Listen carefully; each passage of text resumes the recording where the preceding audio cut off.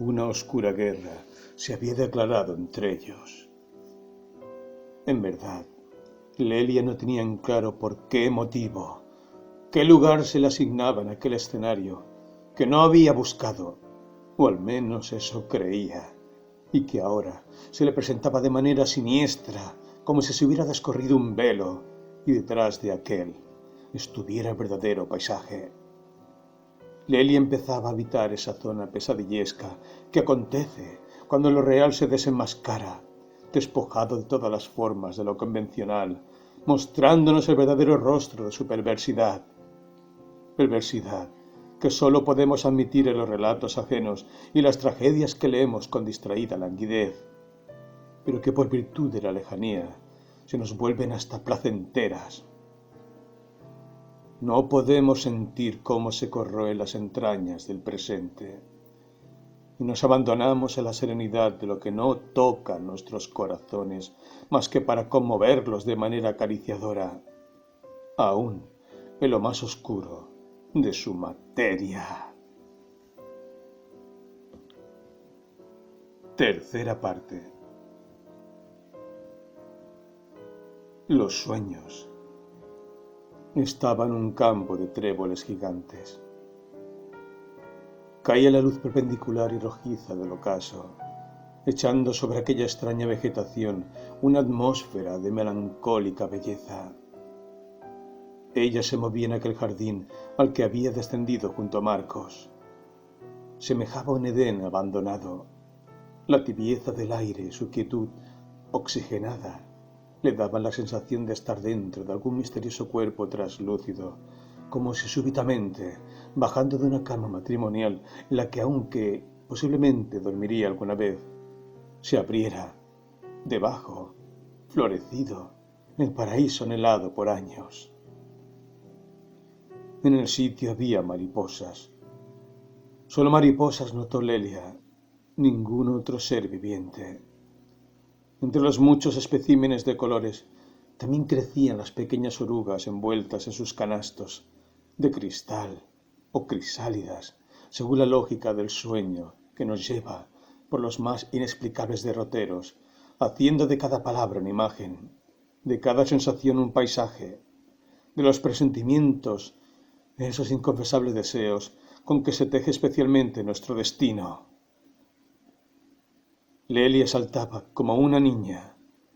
Se le recordaba con aroma a azahares, nebulosas en el cielo de su recuerdo, que allí era literalmente un cielo donde se perfilaban las siluetas de los paisajes amados de su infancia.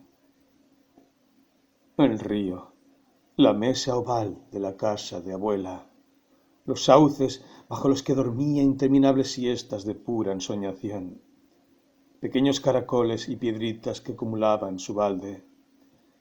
Sucedía aquel cielo en su sueño, como recordaba también en las ensoñaciones infantiles de su querida Ramona, según le relatara en sus diarias visitas a la habitación de la anciana.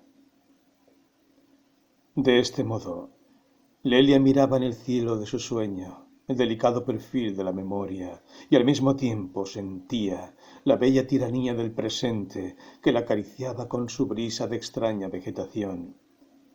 Pero un paraje de inquietud se iba abriendo en medio del Edén. Entre la maraña de tréboles gigantes, Lelia vislumbró una pequeña oruga. Era diferente de las otras. Asomaba su cabecita, aún borrosa, pero exageradamente lejana a la idea de un insecto. Despertaba en ella una rara angustia. Sentía que la criatura estaba acorralada en su canasta y que tenía sed. La pequeña nebulosa de su rostro temblaba en una ambigüedad donde rasgos del insecto cedían paso a lo humano y Lelia sentía congoja. ¿Con qué habrán de alimentarla? Buscaba afanosamente alguna flor, alguna fruta, un color entre el verde impecable de los tréboles solares. Marcos permanecía en silencio. Lelia se impacientó. ¿Con qué la alimentamos? Entonces Marcos, con un aire entre resignado y burlón, se encogió de hombros y dijo: con tréboles amargos. Lelia despertó sudada. Marcos estaba junto a ella y dormía plácidamente. Le costó alejarse de aquella sensación de terror que le habían producido las palabras de Marcos.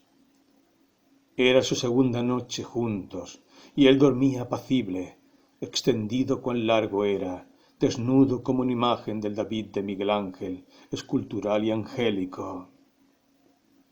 Así lo veía ella, poseída por una intensa necesidad de amar. Embellecía a su hombre, lo pincelaba con sus deseos. Podía decirse que hasta en cierto modo lo creaba. Marcos se movió y susurró algunas palabras ininteligibles. Lelia le arropó como a un niño. No quería alterar aquel cuerpo tibio en el que se acurrucaba, dejando atrás todo temor. En las tertulias de tía Dora, ante los comentarios superfluos, él respondía siempre cortésmente. Lelia atribuía esto a su infinita tolerancia, a un respeto casi arcaico por las formas corteses. Notaba que se cuidaba muy bien de no herir la sensibilidad de aquellos con los que hablaba. Sonreía con humildad ante los halagos que le prodigaban los cercanos a su tía, y después no mostraba mayor interés que el necesario en aquellas mascaradas de vanidades. Social y al mismo tiempo solitario, Marcos no dejaba fisuras en su personalidad. Lograba encantar a aquella joven rebelde tanto como a los ampulosos figurines del country. Al despertar Marcos, Lelia le refirió el sueño sin escatimar detalles. Se preguntaba qué quería decir. Él la tranquilizó afirmando que no todo tiene que tener tan acabadas interpretaciones, que era un vicio de la psicología en boga, eso de buscarle significado a todas las cosas. Lelia estuvo completamente de acuerdo. Marcos era llano en este sentido, y para ella, que no cesaba de buscar la zona oscura de todos los actos, le parecía un punto de luz en su vida. No se trataba de ver en todo el doble sentido, era necesario disfrutar un poco de la vida tal como nos era dada. Si bien en boca de cualquier otro, aquellas afirmaciones le habrían parecido por lo menos mediocres, dichas por Marcos adquirían toda la autoridad de una sentencia bíblica. Hasta ese punto llegaba su idealización. Era comprensible, por otra parte. Estaba en pleno período de creación. Y aún se embrollaban sus ideas con sus ensueños y sus recuerdos, con el relato que de ellos hacía. De modo que siguió por imperio de su necesidad, dándole a Marcos el contorno de un ángel o un semidios, o al menos de un signo que ella iría descifrando. No reparaba en la poca sustancia que tenían sus breves diálogos, ni tampoco en sus hábitos algo extraños. Amaba los deportes de alto riesgo, tenía pasión por las prácticas militares. Había hecho entrenamiento en la escuela militar y tenía en su computadora, según le refería, una interminable colección de juegos bélicos. Lelia lo tomó como un aspecto algo infantil de su personalidad. Si bien no cuajaba lo más mínimo con sus afinidades, trataba de encontrarle un costado excéntrico, algo que posiblemente tendría que ver con una cierta pasión por jugar con los límites de lo que es más caro al hombre, su moral, la propiedad de pasar o no la línea entre la vida y la muerte, el bien y el mal. Sus ideas, en el fondo no se le escapaba, eran desproporcionadas, pero debía cincelar a su hombre a su imagen y semejanza, y aunque poco verosímil, el argumento redundaba en beneficio de aquel que se había afirmado. Era el salvador de todas sus angustias. Toda duda se disipaba en la tibieza de sus cuerpos acurrucados día tras día, en la diafanidad de sus ojos clarísimos. Nada tenía que referir Marcos cuando su imagen hablaba por sí misma. Mientras tanto, Lelia seguía latiendo el ritmo de sus sueños. La casa en penumbras era una inagotable fuente de inspiración para ella, así como no tenía la más mínima idea de qué oscuros proyectos se hacían a sus espaldas. No solo no estaba al tanto de que la casa ahora era propiedad de la tía Dora, y mucho menos podía imaginar que Marcos también conocía este hecho, y lo consideraba razonable, dadas las circunstancias.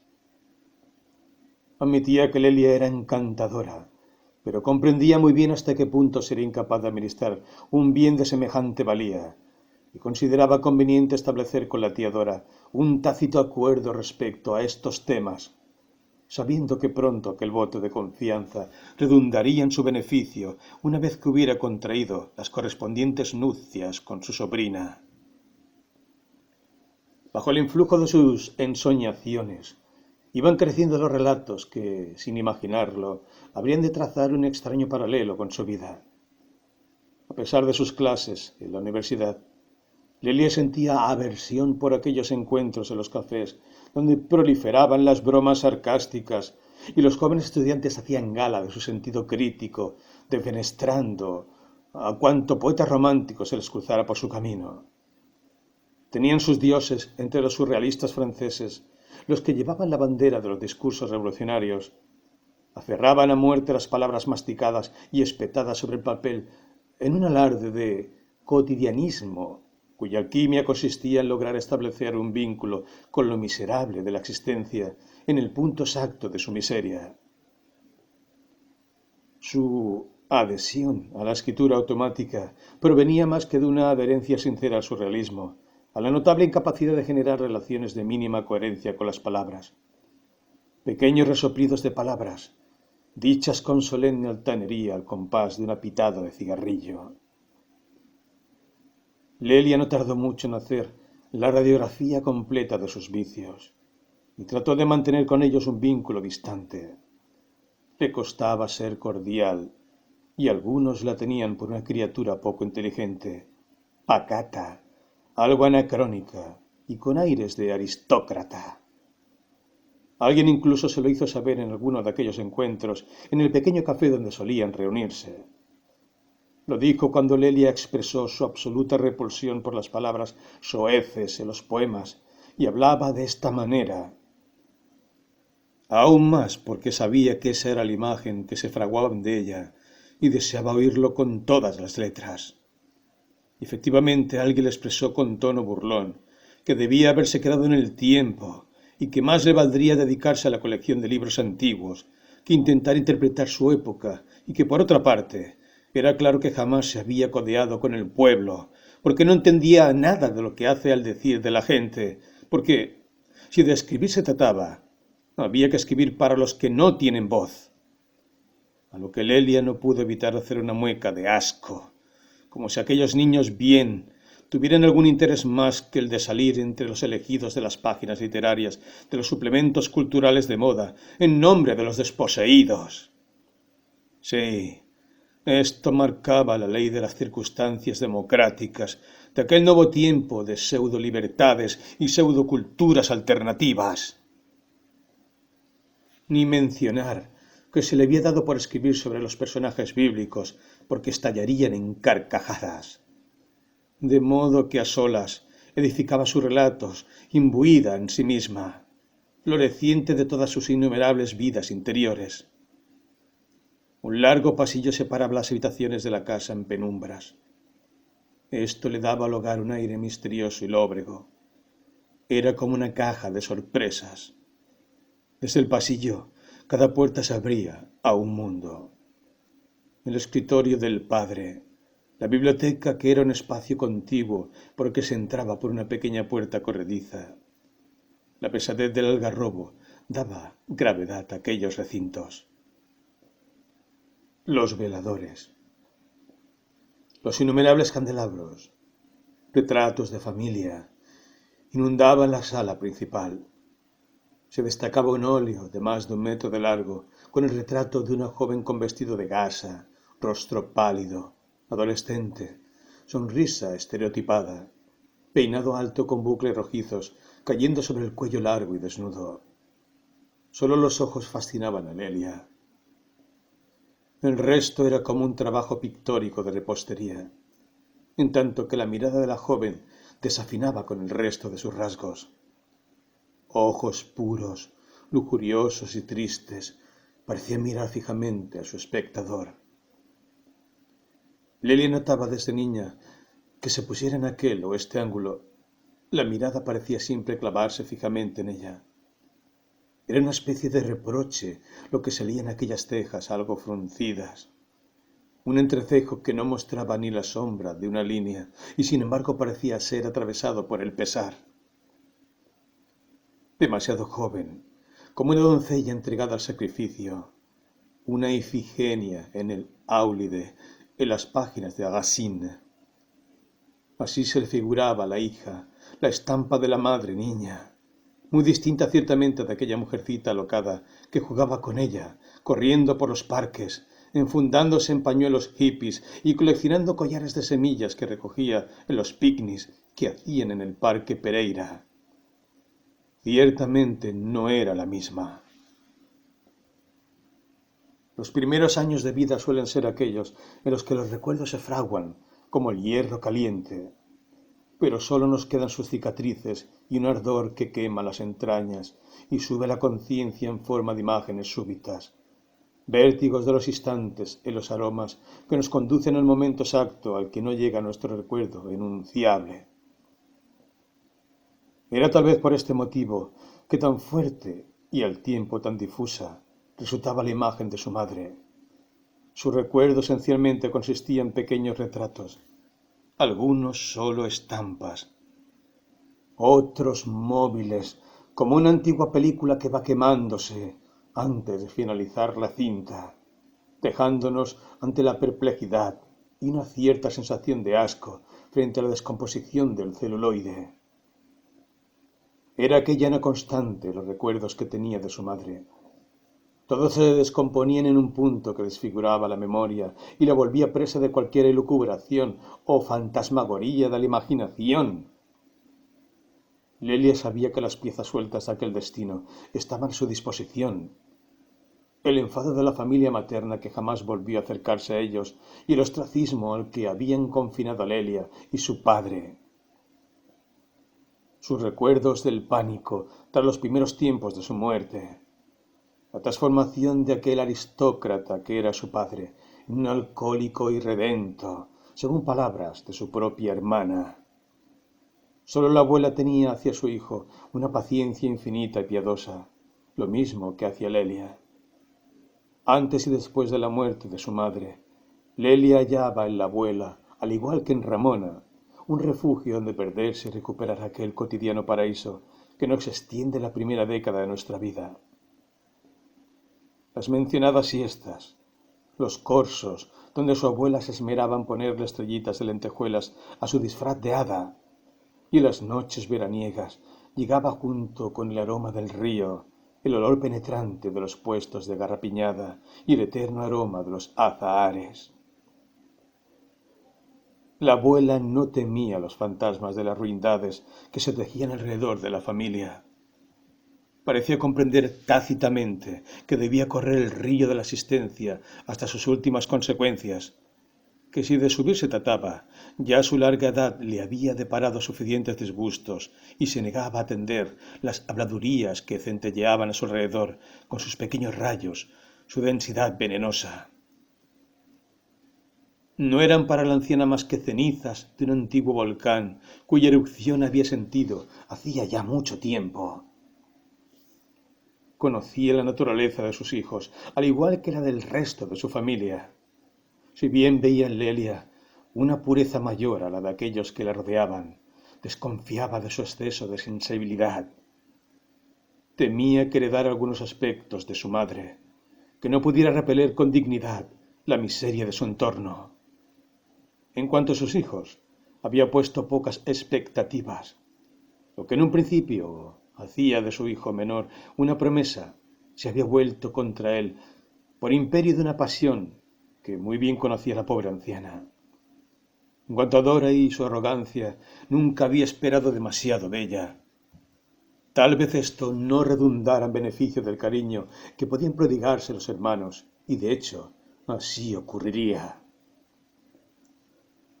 Desde su juventud, había llevado sola la educación de los pequeños con ayuda de una hermana mayor, y de su suegro, que los dejó a poco llegada la adolescencia de los niños. El menor había seguido al pie de la letra la tradición familiar. Era bien visto que un hijo siguiera el oficio de su difunto padre, más por honor a su apellido que por verdadera vocación. Por otra parte, el abuelo había despilfarrado demasiado dinero. Se habían ejecutado fincas a causa de sus incesantes derroches. La fortuna iba desapareciendo poco a poco. La abuela administraba parsimoniosamente los restos de la herencia familiar, cuidando la mansión pueblerina, guardando una discreta distancia con los acreedores que rondaban como buitres alrededor de lo que quedaba, incluso a veces haciendo hincapié sobre nuevas deudas cuya existencia era al menos dudosa. El hijo escribano, recién recibido, pero buen conocedor de aquella fauna de rufianes chacareros, se encargó en un principio de votar a aquellos personajes. Puso abogados, incluso ganó algunos juicios, y logró mantener el buen nombre de la familia, y una templada economía que no despertara sobresaltos en su pobre madre. Dora, por el contrario, despilfarraba todo lo que venía en gana. Era extremadamente superflua. Amaba la vida social. Despreciaba la mojigatería pueblerina que no daba con su perfil de gran mujer. Algo gruesa, de rasgos redondeados y ojos pequeños, poco agraciada de su juventud, comprendió que no sería el matrimonio su meta, cosa que no dejó de apenar a su madre, tan devota amante de las liturgias y sin embargo una verdadera creyente de los códigos que la Iglesia impartía a sus fieles. Solitaria pero tenida por gran dama y respetada por la gente del pueblo, no se sentía sola, aun cuando sus hijos partieron a Buenos Aires.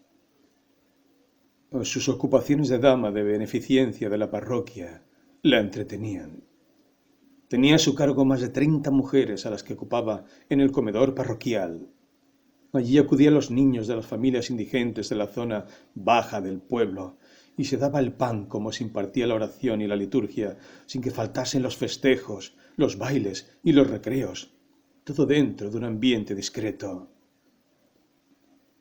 Fue grande el desasosiego que sintió la anciana cuando supo que su hijo pródigo había debido casarse de apuro con una menor de edad, casi una niña. Eso fue una sorpresa para ambas familias, pero pronto pusieron por encima de todo lo que podía entenderse como un despropósito el hecho de que provenían ambos de familias de buen nombre y que aquello, como remembranza de los antiguos nobles, no sería más que una extravagancia cuya rareza desaparecería en la medida en que la familia aumentara su dote uniéndose. Ella no pasaba los 17 y él ya pisaba los 30. Se habían conocido a través de un amigo común de la familia paterna, un muchacho con quien pasaba las horas departiendo entre deportes de hipismo y debates políticos en el Jockey Club. El muchacho, a pesar de su raigambre aristocrática, era socialista. Detestaba la chusma del peronismo y se había unido con fiereza a los ideales de los agnósticos franceses, una buena melange que tuvo posteriormente importantes influencias en el padre de Lelia. Su prima hermana era casi una niña. Estudiaba en una escuela católica. Frágil y silenciosa, tenía una sensualidad propia de una Madonna de Rafael. Así la vio el padre de Lelia. Comenzaron a encontrarse a escondidas. Ella admiraba a aquel hombre impecable, casi un lord inglés. Sus aires paternales la subyugaban y se dejaban volver por sus palabras, sin imaginar cuáles habrían de ser las consecuencias. Lelia solo tenía desilvanados recuerdos de la relación de sus padres. Solían presentarse en sociedad. Recordaba a su madre sentada junto a un piano de cola, tocando nocturnos. Su padre distraído en charlas acaloradas que mantenía con aquel grupo de jóvenes que se había formado las tardes de ocio de aquel verano de 1958. Socialistas aristócratas, algunos artistas, muchos de los cuales procedían del Di Tella y hablaban con displicencia de las expresiones burguesas de las almibaradas costumbres con que contentaban al vulgo, aquellos hijos del demonio que eran los peronistas. El imperio de las alpargatas, decían sarcásticamente, en tanto ellos, imbuidos en el arte experimental, emulaban a los franceses completamente convencidos de que habían superado las fronteras de las estructuras de su clase, pero al mismo tiempo comprometidos por completo con ella, si de atacar al populacho se trataba. Y aquella nueva forma de demagogia que había enraizado de manera inadmisible entre los menos afortunados. Entre aristócratas y anarquistas, aquel grupo de jóvenes pudientes tentaba los límites con la experimentación de todas las cosas. A la proclama anarquista de prohibido prohibir, comenzaban a sentir las ráfagas de una libertad que descomprimía la almidonada moral de su clase y se entregaban a extravagantes experiencias donde no faltaba el hachís y algunas sustancias alucinógenas. Unos con aires de nuevos profetas realizaban viajes al oriente, traían de allí lo más vendido de la filosofía hinduista, occidentalizados nirvanas, meditación y justificaciones kármicas con las que todas las atrocidades de aquel mundo devastado por la miseria quedaban justificadas. Todo esto confusamente unido a la apología del imperio de los sentidos y del arte por el arte y el placer por el placer mismo, unían las prácticas de meditación a una especie de orgiástica romana. Y en el mismo sentido, todo lo consagraban a la ruptura de las estructuras anquilosadas del viejo orden. Entre Paul Éluard y Perret, sus ancestrales proverbios, sus cadáveres exquisitos, la gran mística de la ruptura donde se concebían los actos más osados de los detractores de los formalismos clásicos y el perogrullo de la sensibilidad burguesa, o los armatostes aristocráticos de los maestros consagrados por la exquisitez de una élite que no podía ir más allá de las óperas de Wagner o de los maestros del Louvre. Por el contrario, la década de los 60 abría paso a nuevos sueños que calaban hondo en algunos y sintonizaban bien en otros como trajes ad hoc. Era el gran happening de la revolución de la libertad. Por un extraño fenómeno de la alquimia porteña, llegaban al Río de la Plata los ecos desafinados de los ideales franceses. No se trataba exactamente de generar un cambio en el alma del hombre, ni de encarnizarse con los límites de la condición humana hasta llegar al despojo de un humanismo donde ni la idea de Dios ni la de cualquier forma de idolatría era perdonada. En el territorio de la indagación áspera, del concepto del absurdo y la gratuidad de los actos humanos, aquellos agnósticos complejos no levantaban olas entre los jóvenes de templada conciencia, cuya voluntad de cambio se reducía a un simple canje de escenarios, a un desfile algo más osado, las mismas pasarelas donde antes desfilaran sus ancestros. De este modo, más que pensar, más que despojarse de todo ropaje, era redundar con novedades escandalosas, el mismo aire viciado de las viejas generaciones. Cuanto más inconexo y repulsivo a la sensibilidad resultara aquello, más revolucionario se volvía a sus ojos.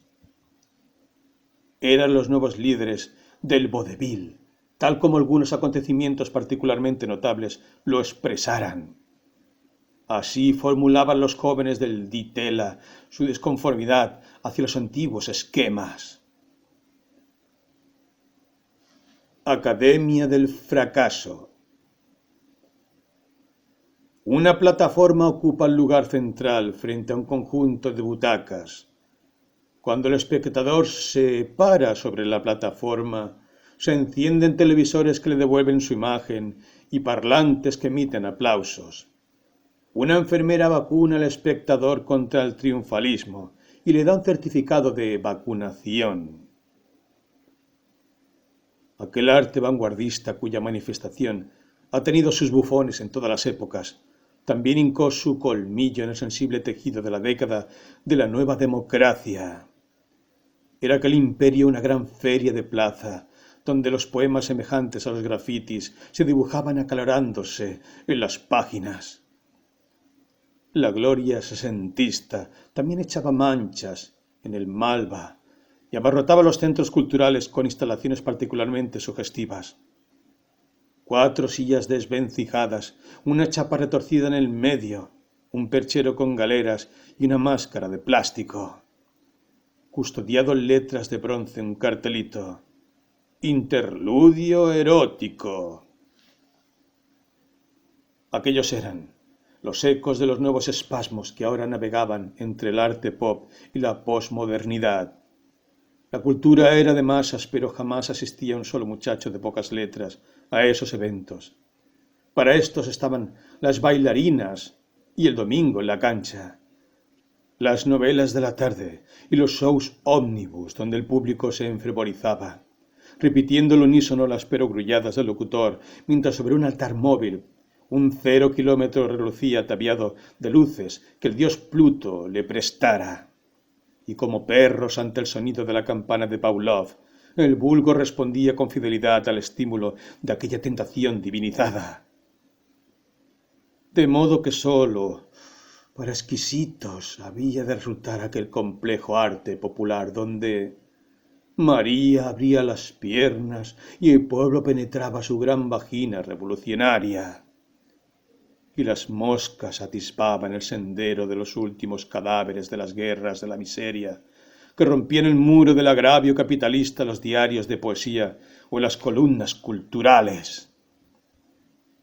Así, de una a otra época, el flujo y el reflujo daban que hablar a los escribas de siempre, y pasaban los acontecimientos del gran pensamiento humano por la periferia telúrica de los confesionarios de café, de los encuentros literarios, las tediosas presentaciones de libros consagrados a la inmortalidad bajo la voz solemne de los presentadores que luego se sumergían en el olvido, obligando a los desconocidos genios a repartir sus poemas como migajas de una fiesta malograda. No era lo único que sucedía en aquel mundo fervoroso de originalidad. Buenos Aires, el paraíso de la innovación cultural, el sueño de vidrieras blindadas, siempre el resguardo de todo lo que pudiera quebrantar el despotismo de aquella dictadura que latía en el fondo de todas las bacanales sofísticas. Viene el resguardo de la crudeza sin retorno, de una filosofía auténtica, ataviada con la periferia de los mediadores, que interpretaban de pésimo modo a los pensadores y a los artistas verdaderamente comprometidos con el mundo. Nadie parecía percatarse de este acto de deliberado despotismo libertario.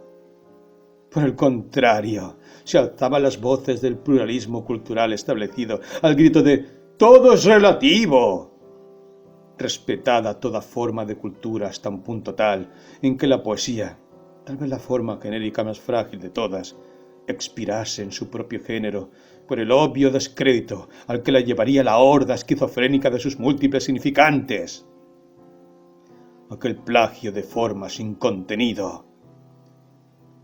¿Qué mejor manera de destruir el arte que masificarlo al límite de que cualquier manifestación de aquella concepción relativista de la estética resultara incomprensible?